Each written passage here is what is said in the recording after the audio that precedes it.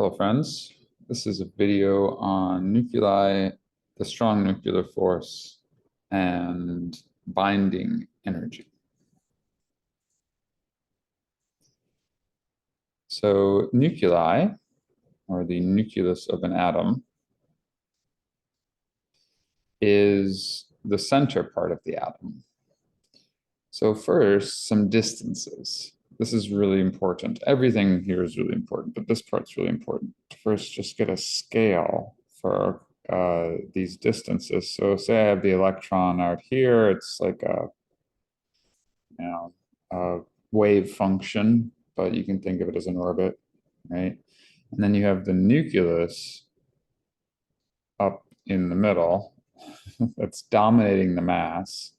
So 99.99% of the mass, something like that. I can't remember exactly how much. We could calculate it just with the masses of protons and masses of electrons, but it's a huge part of the mass is located in this tiny little center that is an angstrom around. If you guys remember, the Bohr radius is about 0.5 angstroms, but on the order of an angstrom out from the center, right? So an angstrom, if you guys remember, is 10 to the negative 10 meters. But how big is the nucleus itself? So if I zoom in, and I zoom in and I bring the nucleus out, let's just pretend this is hydrogen. So hydrogen, which is one proton and one neutron. We're going to go over that notation in a second. Sorry, one proton and no neutrons. Hydrogen is just one proton, no neutrons. The nucleus is just a single proton, which I'm going to draw as a ball. That proton has a radius of 0.87 femtometers, where one femtometer is 10 to the negative 15 meters. So the Bohr radius, you kind of want to look up the Bohr radius.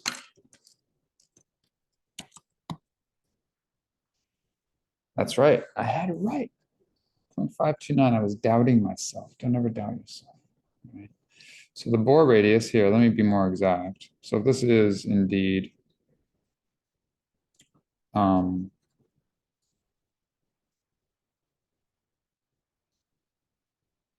hydrogen. This is a proton. Right? The Bohr radius is 0.529 angstroms, where one angstrom is 10 to the negative 10 meters. So this is half of 10 to the negative 10. This is 0.87 of 10 to the negative 15. All right. Get it?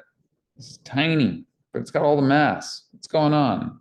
Where that mass comes from, we're going over in class. What a proton is, all these little annihilation situations into gluons, back into antimatter-matter pairs with some valence quarks, two ups and a down somewhere in there. We don't ever know where they are, but they're there. Gives a charge of +1 E, right? Should circle that. Charge of +1 E and a mass of a proton is, we want to get these numbers down and have these be super solid. 1.67262. Definitely make sure you have that 262 there. Times 10 to the negative 27 kilograms. And the mass of a neutron is 1.67492. We'll go to 75, or you can round to 493. Maybe we'll round to 493 just to keep it the same number. Notice that those are different. Which is bigger? The neutron. Why? Because down quarks are a little bigger than up quarks. But remember, the mass of a proton comes mostly from the kinetic energy of the quarks in the strong field. So it's the energy stored in the gluon madness. So that motion is actually the majority of the mass that's in this little dot that's like So many orders of magnitude smaller than an atom itself. That speaks to the strength of the strong force. That speaks to the wonderful majesty that is this universe. But this is real. One day maybe I can show you kind of how we know this. Like I like more focusing on the what than the why, although obviously the why has value, tremendous value of how this was determined over hundreds of years. But with enormous confidence, these are the numbers, and these are numbers you need to know. Take that down, great.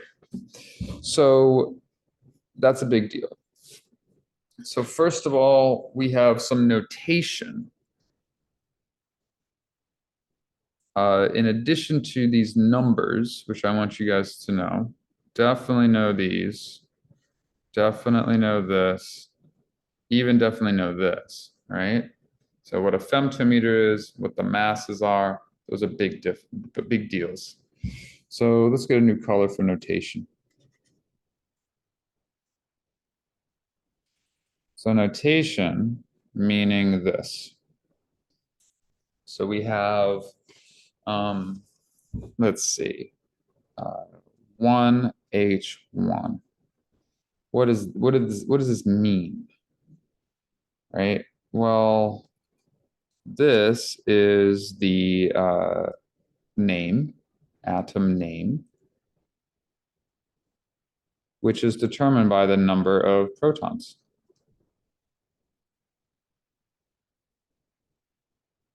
Sound good? So this is the number of protons. So this will always match this. If this is 1, this is H. If this is 2, this is helium. If this is 3, this is lithium. I'll write these down in a second. If this is 6, this is carbon. You can quiz yourself, right? I'll also post a periodic table of elements with the homework because we're going to be practicing this notation. We're going to be focused on the nuclei of all of the elements in the universe, and we're going to be able to explain how, why, and where these nuclei are formed in the universe. Everything we're made of is through fusion. And through the strong force. That's where we're going, right? This is protons and neutrons. I don't circle it. This is protons plus neutrons. Cool. So pop quiz. What does this mean? This is called deuterium.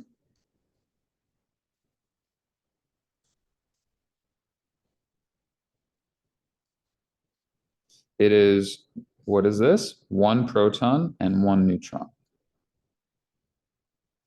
We're going to do a lot of work on deuterium. Deuterium is not only essential for hydrogen fusion in the sun, but is also essential for us humans trying to recreate fusion on this planet.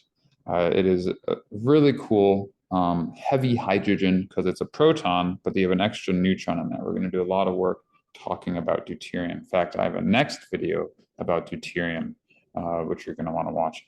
This is what? Now, 1 corresponds to hydrogen. This is even heavier hydrogen. This is called tritium. Tritium, tri, 3 particles, but they're not protons.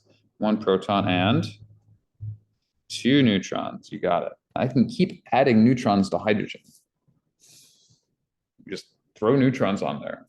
Eventually, it becomes unstable for reasons that do and don't make sense. But they do make sense, but they also take a little knowing some intricate complexities of what's happening down there. But for us right now, we're just learning notation. We're learning the basics. 1,1 is hydrogen, 2,1 is deuterium, but it's also hydrogen, just heavy hydrogen. 3,1 is also hydrogen, but we call it tritium. Got it? Cool. Pop quiz. What is this?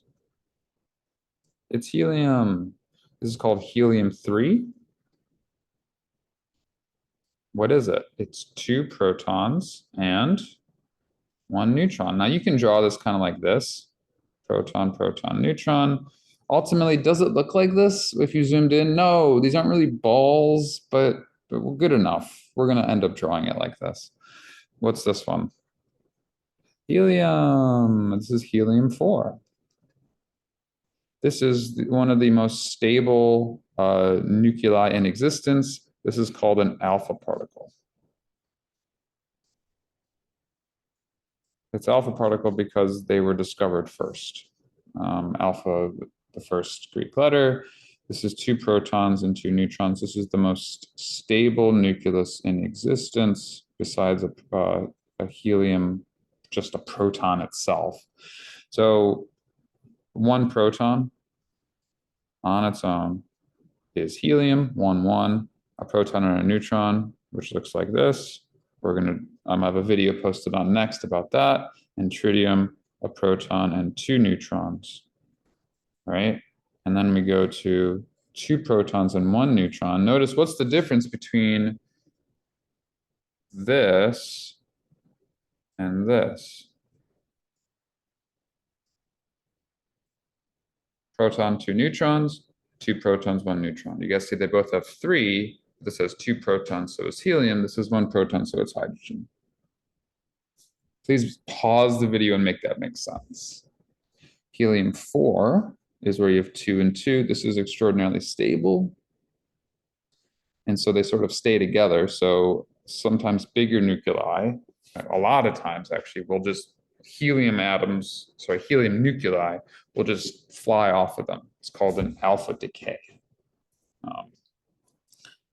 And that's a big deal for lots of things. We'll talk about that when like uranium decays or iodine decays or radon decays. It emits alpha particles, which can be very destructive, in addition to gamma rays, which can be very destructive. We'll talk about that later. So that's notation, that's size, right? And next, we want to talk about binding energy.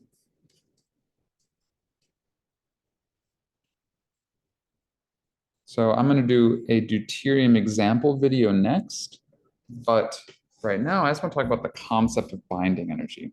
So say you have a proton, and let's say you have another proton. Now we need to convert this proton into a neutron, which happens via something called the weak force, which we're going to talk about at some point. But for now, let's just talk about how these two come together and what happens when they do. So the point is they're trying to fly apart because they're both positively charged. That's a big deal. And so therefore, they need enough energy from something else, right? That could be heat energy, that could be just laser beams pushing them together. They need to be pushed together. And we're going to talk about the ways that the sun does it using gravity. We're going to talk about the ways that tokamak fusion reactors do using heat, just thermal energy, and making them move really fast by heating them up. And laser beams at Lawrence Livermore National Laboratory, they're literally pushing these together with lasers. Now, they're actually not doing protons. Those are too small. They're using deuterium and tritium, trying to push them together. But the point is, you need to overcome the fact that these are flying apart. I hope that made sense. These are positively charged. They don't want to come together. But at about 1.7 femtometers. Now do the quick math. You ready for this? This is going to blow your mind. 1.7 femtometers. Divide that by 2. That's distance to distance. So at the point where they actually begin to touch and overlap, because remember, they are 0.87 femtometers wide. What's 0.87 times 2? Quick math. That's 1.74. Did I do that right? Yeah, femtometers. So at about the point where they start to touch and overlap, what happens is you get what's like a covalent bond, quark bond. I'm using the word covalent to have the analogy with the covalent bond of sharing electrons in chemistry. It's like they're sharing quarks. When they start to share quarks, you get something called the residual strong force.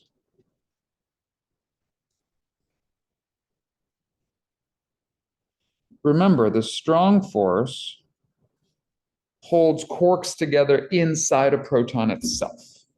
So the strong force takes some up quarks, two ups and a down, and it glues them together, right? That is the strong force, right? It's gluing them together via gluons. You get these gluon flux tubes that we talked about in class, right? But we also have that happening here. And if one of those quarks, if one of those protons overlaps another proton, you actually get that two of those quarks can start to sort of glue together residually on the outer edges. I don't know if that makes any sense. The real picture of that is kind of crazy, and the mathematics is crazy and honestly not that well understood. But this is the best I can do to explain it in simple language. And to me, this actually does make some sense. And I hope this makes sense to you. That when actually they start to overlap, you get the residual strong force, which is called, and this is a big deal, this is called the strong nuclear force. What's the difference between the strong force and the strong nuclear force? The word nuclear refers to the residual strong force that holds a nucleus together.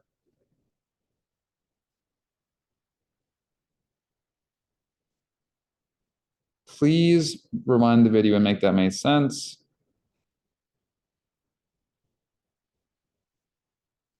There's a difference between the strong force and the strong nuclear force, right? Strong force, I'm going to write it like this as a word, holds quarks together inside a proton and neutron, or glues them together, holds quarks together. And you get a proton or a neutron or other mesons, right? All these funny things, the pion. You can get a pi meson. You can get a tetraquark. It's a thing. They found it. It's real. It doesn't really do anything. It teaches us about the strong force and about physics, but it doesn't form any matter. There are things that form matter called protons and neutrons. They're kind of a big deal. They are what we're made of, right? And this is actually, I know the strange words, these strange names, but this is the strange universe we live in. But it actually starts to make sense. When you sort of lit it. When you lit it, makes sense. It actually like, okay, once I let that go, it's like, okay, these things are held together. And then residually, they hold each other together. And now this, would you imagine this is weak? Or this is actually a little bit of a weaker force. The strong nuclear force is weaker than the strong force itself, such that the nucleus is barely held together. Now, this is a good thing. You don't want nuclei to just not be able to be changeable. Once the nuclei forms, you want it to be able to decay. You want it to be able to be remade. This is the whole idea of fusion, the whole idea of nuclear physics, right? The whole concept of nuclear fission, right? How we get nuclear reactors. We actually want somewhat unstable nuclei. You want the strong nuclear force to be residual, not primary. It's impossible to tear a proton apart. It's not impossible to tear a nucleus apart. It's actually somewhat easy, relatively. It's still ridiculously strong compared to the other forces in the universe, but you have to get them to touch for it to overcome this electric repulsion. So these are flying at each other from some outside means, whether it's heat, lasers, gravity, right? Actually, gravity slash pressure. I'll give you a hint. That's what's inside stars. These are inside laboratories in the Earth. There's a way to do this. Once they touch, residual strong force holds them together. They want to fly apart. There's a lot of tension there, but it actually holds them together.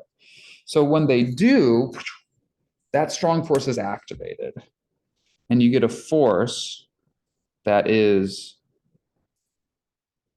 pushing them together.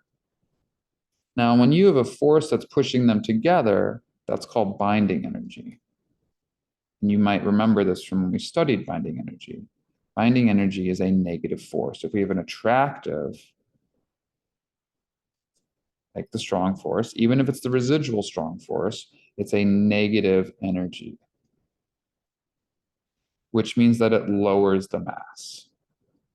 Remember, mass is just energy, guys, right? We need to realize that mass is energy. Mass is changeable like energy is changeable. I can change the mass of something by changing its energy. Not just can, I do. If something's energy changes, its mass changes, right? Mass can be created or destroyed. It's not that mass can be created or destroyed. Mass energy can be converted into other forms of energy. So, for instance, if I have two protons come together, the strong force will smash them together and they'll overlap even more, right? When they're about to touch, the strong force activates at about 1.7 femtometers distance. The strong force activates. Now the strong nuclear force activates. I should be careful.